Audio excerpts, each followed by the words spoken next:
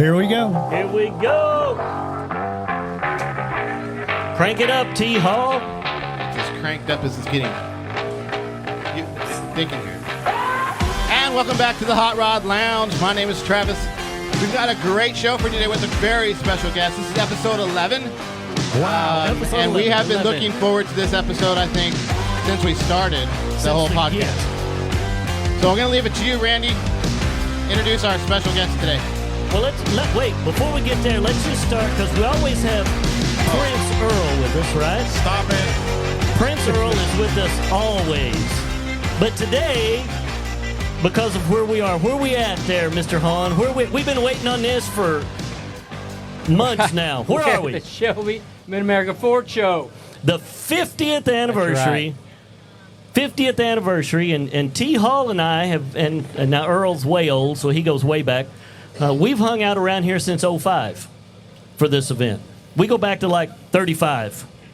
But we have the king with us today. Right. The king. The king, Prince Earl, and the king, president of Shelby Automotive, Shelby American, Mr. Gary Patterson. Sir, thank you for coming out to join us today. You know, it's an honor to be here with you, too. So, you know, we're celebrating 50 years of Mid-America, and wow, you know.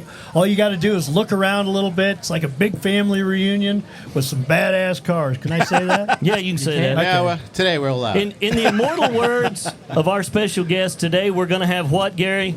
Some damn fun. That's right. As the official director of fun of this event. That's right. He has been named that for years and years. And I think the guy over here, the Prince, I think he coined that phrase for me. Isn't Director that true? of fun, right. Director right. of fun. Because I used to take the guys around the racetrack and the gals. And in fact, Bailey, right over here, was one of my riders early on, right? We went many laps around the track. And fun fact about Bailey and Josh is they just got engaged yesterday. Congrats. Congratulations. And they're right here. At the Shelby truck. All At the Shelby this truck. is awesome. Hey, this is awesome. Can we have the wedding inside the Shelby trailer? That's a Gary question. Might be a little warm in that thing. Whatever they want, but you know. Yeah, whatever. And if they want a car, it might be this big instead of. Yeah, Yeah, hey. But you know, it's something. Right? Carroll used to give away Hot Wheels everywhere he went. So Yeah, he was great at giving away cars. yeah, he was. Carroll loved them kids, didn't he, Gary? Oh, Yeah, he absolutely. did. He loved kids, and you know, he loved giving back to people too. And at the end, you know, we have donated through the Carroll Shelby Foundation and Team Shelby. We've really donated millions and millions of dollars to the charities and stuff. So giving back is really important to us. Oh, Awesome. absolutely. And Carroll was big into the charity, especially with that charity foundation. I own 2 of them little race cars that they were selling last year. Oh, that's for awesome. The Centennial cars. Yeah, Yeah, those things appreciate are that. awesome. How did you get Shows two? them off in his office. How'd I get 2? It's pretty. I know you had one, but Hey, let me tell you a little secret. Shelby's pretty easy. If you give them money, they'll sell you stuff. I mean, or create your own ride, won't you, Gary? Hey, you know, you'd be surprised the number of cars that we've given away. We really have. Even full-size cars we've given away. And, you know, if they spend, $150,000 on a steering wheel, we give them the rest of the car, too. that's right. All you're buying is a steering wheel. The rest is free. Yeah, Bargain. Yeah, Yeah, rest that's is right. free. that's how we are. So, I was telling some folks, we were talking last night, I was telling them the story of your first Mustang. Oh. Cool? So tell us what it is and how you came to buy that car, because it's a great story. Yeah, so I don't want to take too much of everybody's time, but my father is a real enthusiast, and I can say is because I'm very blessed. He's still with us. He and Mom celebrate 69 years married this year, so that's pretty great. Wow. But he had a hypo convertible 289 in 64 and a half, one of the very first ones, and I really wanted that car, but he drove it every day and got a little rusty in Michigan and Ohio, so that went bye-bye, and but that paved the way for a 69 428 Cobra Jet Mach 1. 9F02R 152435, if anybody's doing that. So, I'm kind of one of those goofy people that knows their serial number. I bet it's red, isn't it? It is red. It's a Recipe red. It's a factory color. Actually, candy apple red, technically, but I always called it arrest me red because that happened. But anyway, I've enjoyed that car now since March 3rd of 1976. So, and I took my grandson for a ride like 2 months ago, and I did this really nasty burnout with him, and he was pretty excited about that, which helps us get the next generation excited and involved in performance Fords and Shelbys. Absolutely. And isn't there a story of how you got the money to pay for the car? Well, there's that. I mowed a lot of lawns. Get you some of that. When that thing was new, I was 10 years old, and I knew I had to have that car. So I was like, my dad said, "Ain't no free lunch here, buddy. You want a car?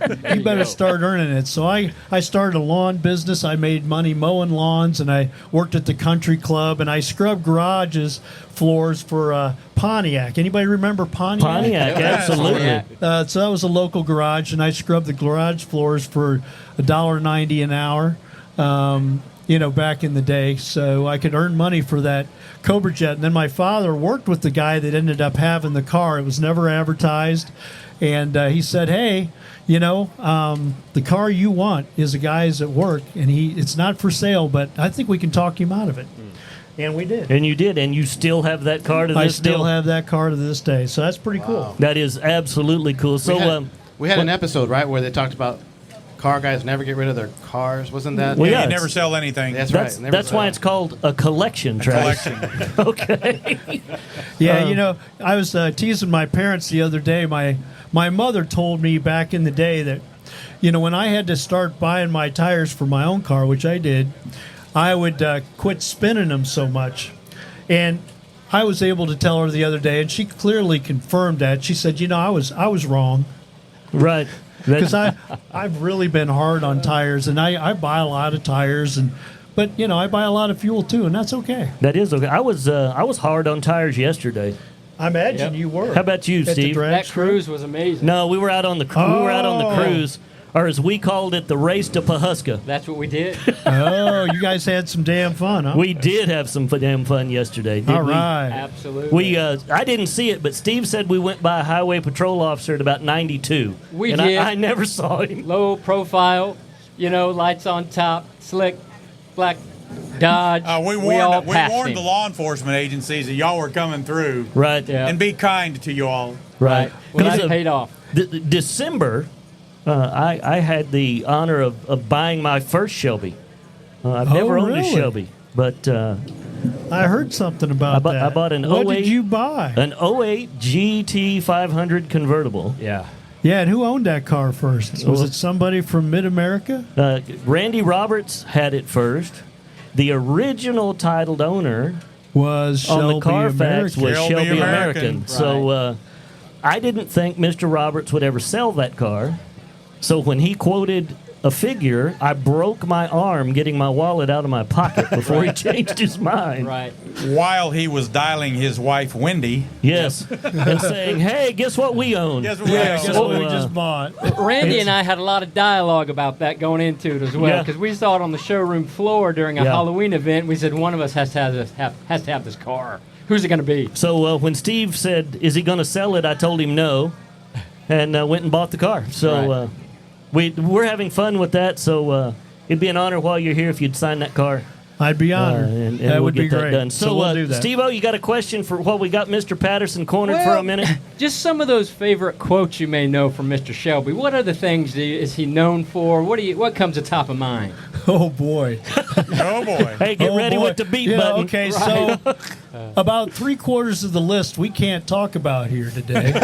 Family friendly. Just to be clear, and so that you take out, some of the things you can't say and the political correctness and all that stuff. So that really ruins about 75% of the vocabulary and everything else. But Carroll was a lot of fun, and he was a remarkable individual. He's the only person to this day in the world that's ever won Le Mans as a driver, as a manufacturer, and as a team leader, right? Wow. Yeah, So, absolutely. As a driver, 59, but winning in an Aston Martin with Roy Salvatore in 65, the World Championship in a Daytona Coupe Cobra, and 66, something about, you guys may have seen Ford versus Ferrari. You might know something about Everybody's that seen in that? this audience, right? Randy only talks about like every other podcast. Yeah, that's all the time. Well, but that's what you guys do, right? Hot Rod Lounge. I mean, what else, right? So that movie was really cool, and it talked about, Shelby helping Ford Motor Company win 1, 2, 3 over Enzo Ferrari. Right. Yeah. And, so how historical is that? But, yeah, Carroll was always fun for a quote. And, he would come up with the most off-the-wall things. That was always, whatever was on his mind was pretty cool. So, but he was remarkable, and he was always looking at the future too. Yeah. And I think that's probably one of the things I really really thought a lot of is we'd stand him in the showroom. You'd have the very first Cobra ever built sitting there. We'd have a Daytona coupe sitting there. We'd have other things like the twin Paxton supercar sitting there. Supercharged Cobra, and you'd say, okay, what's your favorite? Yep. And he always said the next one. The next one. The next one. And when you guys think about it, that's the right answer. And we've been continuing at Shelby American today to continue to do what Carroll Shelby wanted, which was look at the next one. Yep.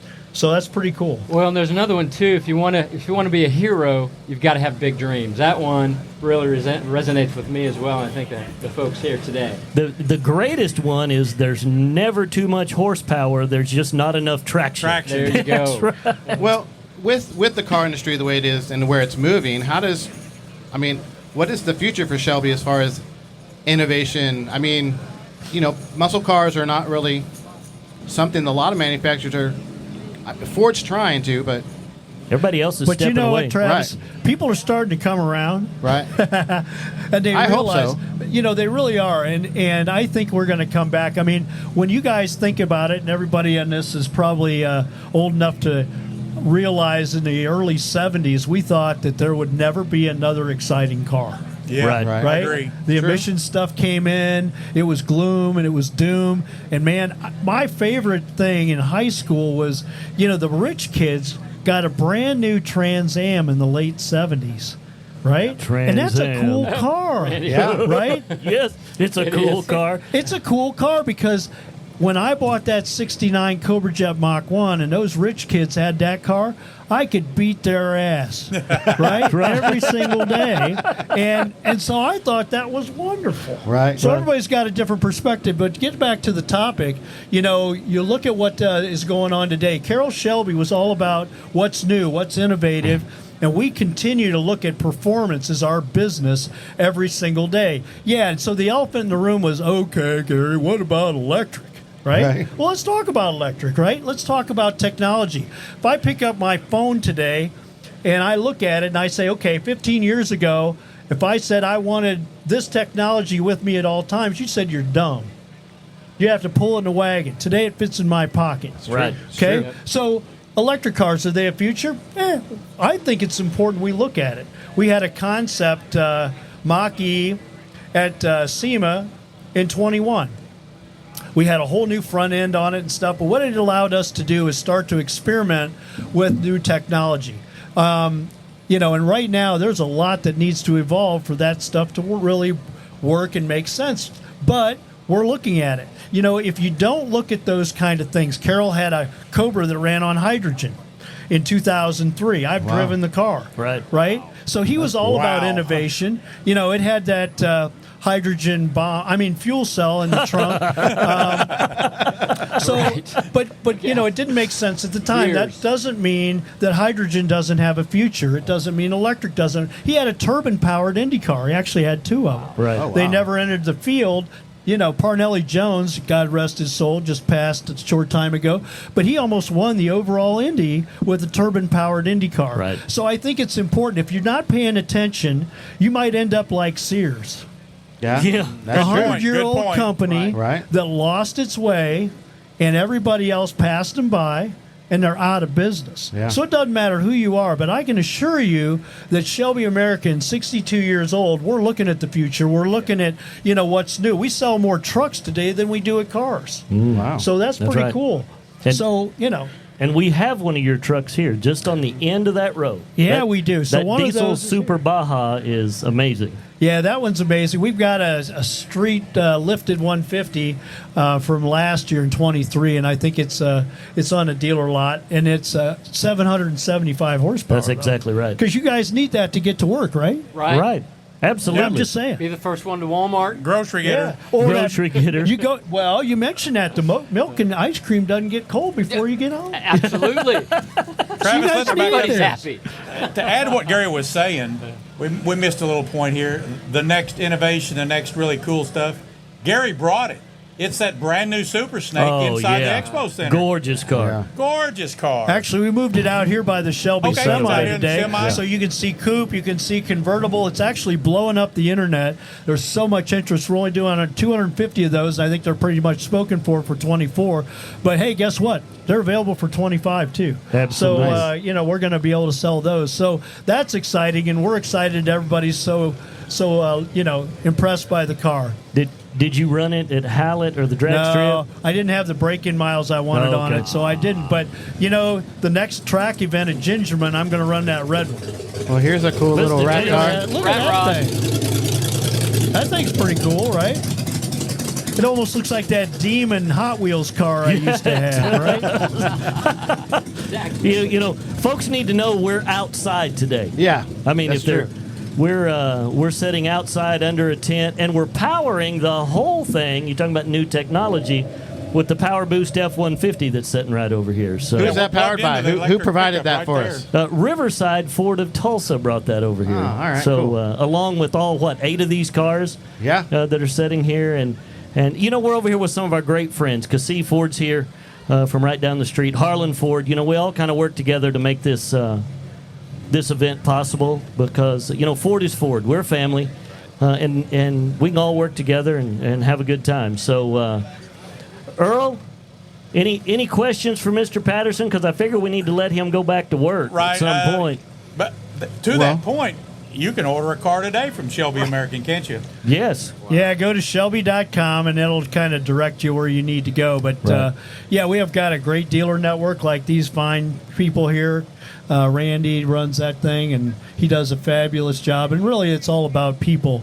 And that's what we focus on at Shelby, too. And it's, the legacy continues because of people. And it's whether it's the dealers, the people that are building them, the enthusiasts we have out here. We don't lose track of who our customer is and who our people are. Yeah. So that's pretty cool. Did you make the trip to France this year?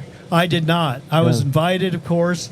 My wife and I decided to opt out this year, but we're going to go next year. Are you? And that's a really cool event, a cool track. I'd love to go. But, it was also important to be here. Right. And it was important that we stayed this year in the U.S., and there's so much to do here. So, that's kind of what we're doing. So All literally, I mean, when I met Gary Patterson at Shelby, he literally has had every job you can think of at Shelby American. Right. He was the guy in the morning at 6 to put on the coffee pot, turn on the lights, and actually was sweeping floors when they closed the doors. Wow. Now he's CEO and president. So, fast forward to today. What is a normal day like you? Because you do like driving them cars. What's Yeah. a normal day look like? Well, Earl, I've progressed so far that every once in a while I still have to make the coffee and sweep the floor. So let's not get too far ahead of ourselves. When you're at the racetrack and the car needs brake pads or something Fuel. like that, sometimes I do that too. Right. So the point is, I wear many hats, and I don't do anything that I wouldn't ask somebody else. That I wouldn't ask somebody else to do. So if I ask you to do it, I've probably done it, or I would do it. So there's that, and it can be things like doing radio podcasts, Right. meeting with enthusiasts, going out to the drag strip and testing the cars to see how they do, what we could do better, making adjustments. Carroll say go out and break it. Yep. Right. Yeah. And then Go he out used and to break say, "Dang it, Patterson, you could break an anvil." That was one of the things he would say. So, but we'd go to the road course, and we'd do a lot of things. And one of the things that was a lot of fun for me, Earl kind of, connected this whole thing with me being the director of fun. I used to bring a little 289 Cobra. Oh, yeah. And we'd go to Hallett, and I give them rides. And we started with kids like 5 years old during the parade laps, and Scott Black's son Miles was with me one time, and we were going down the main straight 20 miles an hour, and I looked over at him and I said, Miles, I said, do you want to drive?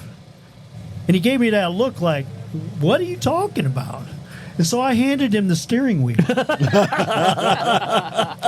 And he was beside himself. He's looking at me like, what do I do with this? Because, removable steering wheel. Right. So then I held it up over my head, and it became a thing because, then people could see we're just about having some dang fun. And, we'd give people rides that were very fast rides and spirited rides, and they found out that the car they owned was probably capable of a whole lot more than what they were doing. And that's pretty cool too, right? Yeah. So sometimes that's my job at Shelby. Sometimes it's working with Ford Motor Company on the latest, greatest, Right. planning the future, what the engineers know that we don't know, that if they had the time or the money or whatever their constraints, we would do this and we'd put it here because aerodynamically in the wind tunnel, this is what we found out. We design it, but we put it where they would put it so that it's effective. So it's not just stickers and scoops, it's functional stuff. And we're car people running a car company, which is pretty cool. So right? what would be your number one advice for a young entrepreneur maybe that's trying to get out and do stuff? I mean, obviously you're a car guy, but you run a huge company.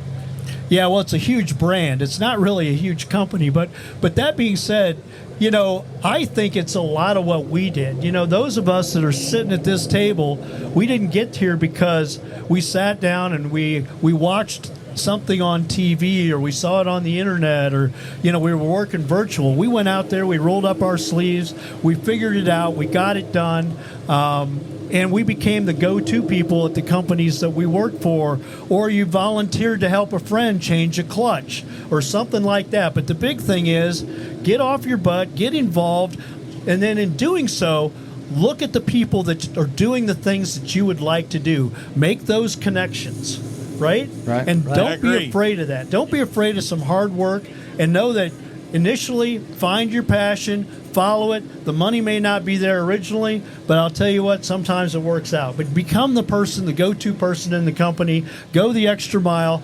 volunteer, figure it out. Make the coffee in the morning. Make it. Make the coffee in the morning. You think back to Henry Ford.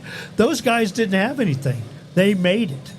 And he made friends with people like Thomas Edison and Harvey Firestone. Yep. Right? Wow. They figured this out.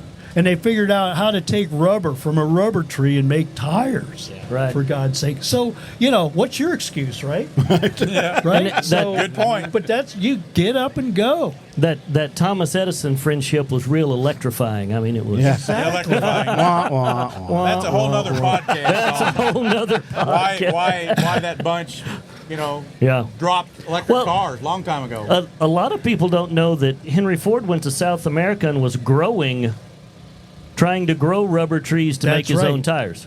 That's right. Really? Yes, Yeah, just he Google did. a little place called Fordlandia.